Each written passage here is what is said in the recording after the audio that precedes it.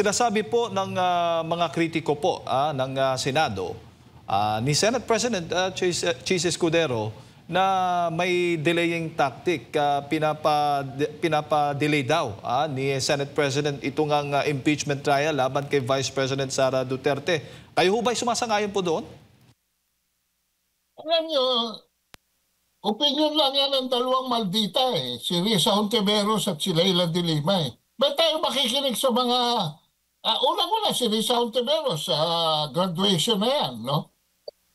Pangalawa, si Leila de Lima, hindi naman membro ng Senado. Bakit sila makikinig sa mga taong ganyan? Na wala namang agenda kundi manggulo.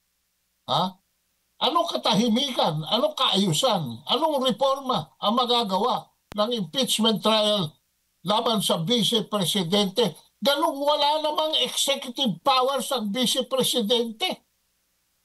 Ano ba magagawa pa ng Vice Presidente? Lahat ginawa na nila, pati yung kusina. They threw the whole kitchen on her.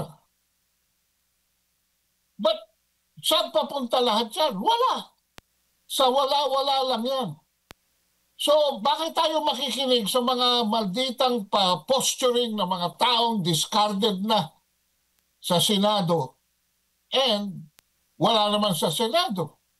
Ito'y nasa kamay na ng Senado. Kung gusto maging laughing stock ng Senado, di gawin nila ang sinasabi ng dalawa na yan. Opo.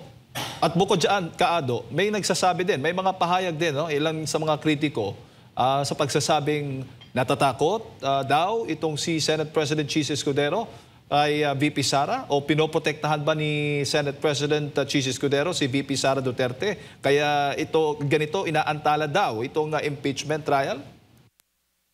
Alam niyo yan isang napakalaking kalokohan dahil kung meron man dapat katakutan si Chis Escudero ay yung taong pinagsisilbihan niya bilang waiter kay Lisa Araneta Marcos. Mas malaki ang dapat ang katakot niya kay Marcos, kay Lisa Araneta Marcos. Bakit matatakot si Senator Escudero give me one good reason. Why? Elected niya si Chis Escudero as a senator. Napaka walang hiya naman ang nagsasabi niyan. No? Walang katuturan yan. Yan aksaya. At hindi lang yun. Para lamang matuloy ito mga kalokohan nila, nagsagawa pa sila ng survey laban sa Vice President. Ng Vice President daw ay hindi na dapat makialam sa gobyerno. Bakit nakikialam ba ang Vice President sa gobyerno? Kaya lang naman ang Vice President ay dumudulog sa taong bayan ay dahil ginugulgul nila. Naglabas ng survey, hindi naman sinasabi sa taong bayan kung sino nag-komisyon ng survey na yan, ay lumalabas sino? Strat-based Albert de Rosario Institute. Yan local agency yan, local agent yan. Mga ahente yan ng Center for Strategic and International Studies ng Estados Unidos. At itong strat-based lately ay nag-empleyo ng isang senior fellow na Amerikano na ang pangalan ay Raymond Powell. So, ang ibig sabihin dito, naratibo ng strat-base ay galing sa Amerika. At ang nakikialam dito ay hindi lamang si Marcos, hindi lamang si Lisa Araneta, hindi lamang si Martin Romualdez. Ito ngayon ay lumalabas na. Ang nakikialam dito ay mga Amerikano. Dahil dito sa development na ito, ay bakit naman tayo makikinig sa dalawang dalahira na wala namang relevance na sa Senado? Yung isa nga, gagraduate na. Yung isa nga, natanggal sa Senado. Hindi na re-elect. At bakit tayo bakit ang Senado ay makikinig sa kagustuhan ng Estados Unidos? Ano ba tayo? Ano ba papel natin talaga? Magkaharapan na tayo. Magkabukasan na ng aklat dito. Opo. Ano ba talaga tayo? Tayo ba'y nagpapakatuta na talaga sa isang banyagang bansa? Yan ang mga lumalabas sa mga meron mo sabi doon sa survey, Huwag daw ang hawak pong poder ngayon ni Vice President Sara ay Vice President na lamang. In other words, siya ay spare tire. Wala po siyang pakialam sa gobyerno. Ang kinikriticize niya ay yung in defense of her own rights and her own mandate from the people. Tandaan po natin, mas mataas ang mandato ng ating Vice President kesa sa ating Pangulo. Pero siya ba ay nagsalita ukol sa polisiya ng gobyerno? O ang kanyang pagsasalita ay in defense lamang ng kanyang sariling laban sa mga unfair criticisms na nanggagaling, lalo na dyan sa mga kaliwa, lalo na dyan sa mga communist terrorists, lalo na dyan sa mga discarded na ng 2025 elections. We have to move forward, no? Wala ho. Ang nagpapatakbo ng bansang ito ay hindi ang Vice President. Ang nagpapatakbo po ay ang Presidente. So if there is any party that should be held accountable for whatever is happening in our country right now, it is the President of the Philippines. Huwag niyong ibato sa Vice Presidente.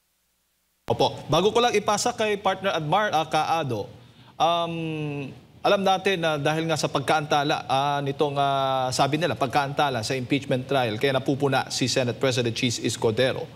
Pero sa tingin mo ba ay balido po yung rason niya na sa halip na unahin itong usapin nga sa impeachment ay unahin yung mga panukalang batas na dapat ipasa ng Senado sa natitirang mga araw po nila bago sila mag-adjourn?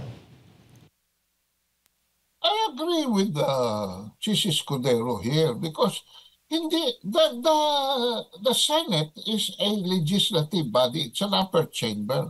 Ang priority niyan ay gumawa ng batas at sikasuhin ng mga resolusyones na nakaharap sa kanya.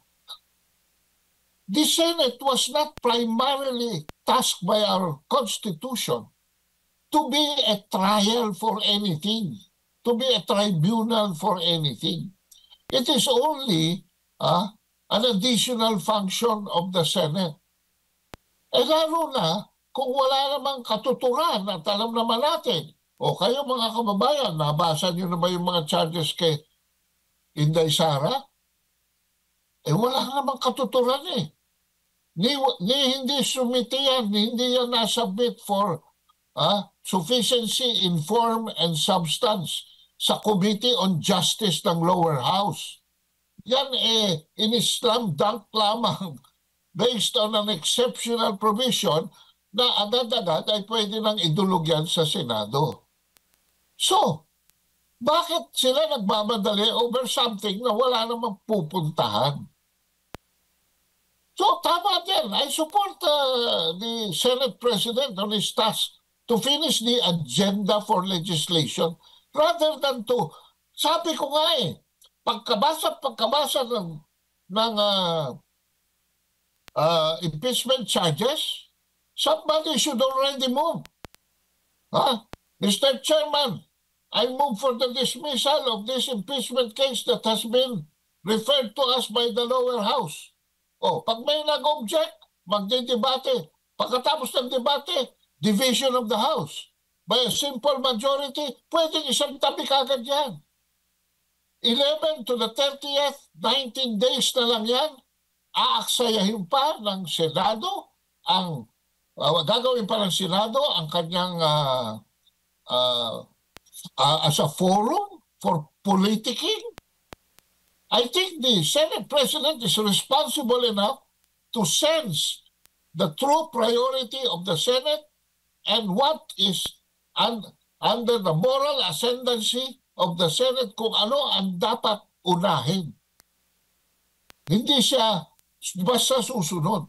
At alam naman niya that this is a bridge to nowhere. Kaya bakit pa siya sasamparo sa tulay? Yan ang akin lang.